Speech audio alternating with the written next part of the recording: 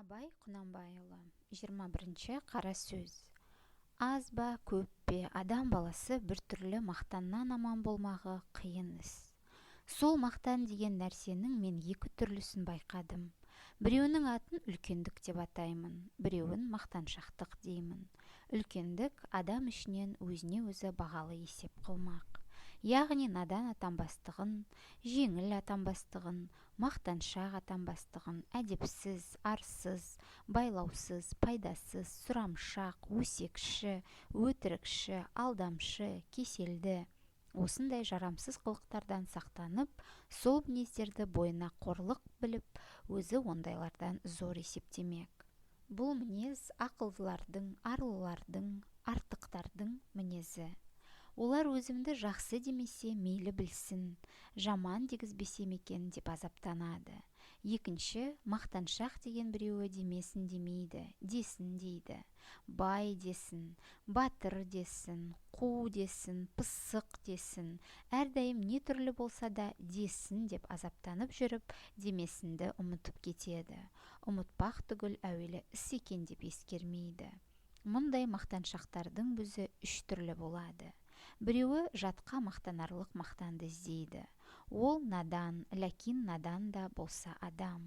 Екіншісі өз елінің ішінде мақтанарлық мақтанды іздейді. Оның надандығы толық, адамдығы әбден толық емес. Үшіншісі өз үйіне келіп айтпаса, я ауылына ғана келіп айтпаса, өзге кісі қостамайтын мақтанды іздейді. Ол наданның наданы, ләкин өзі адам емес.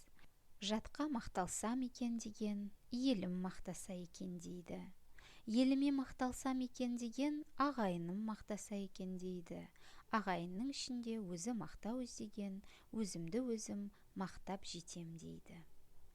Абай Құнанбаев. Слова назидания. Слово 21. Трудно удержаться от самодовольства, будь оно в большей или меньшей степени. Я отметил два вида его – это гордыня и бахвальство. Горделивый человек сам себе дает высокую оценку, прилагает все усилия, чтобы не прослыть в народе невеждой, легкомысленным, не сдерживающим своих обещаний, невоспитанным, чванливым, бессовестным лгуном, злопыхателем, мошенником, понимает всю унизительность этих пороков, стремится быть выше их. Это свойство человека разумного, совестливого, возвышенного. Он согласен с тем, чтобы о нем не говорили ничего хвалебного, и сделает все возможное, чтобы его имя не поносили. Другой же, бахвал, усердствует, чтобы о нем говорили как можно больше. Пусть все знают, что он батыр, богат, родовит. Он упускает из виду, что люди непременно скажут и то, чего человеку не очень хотелось бы слышать о себе.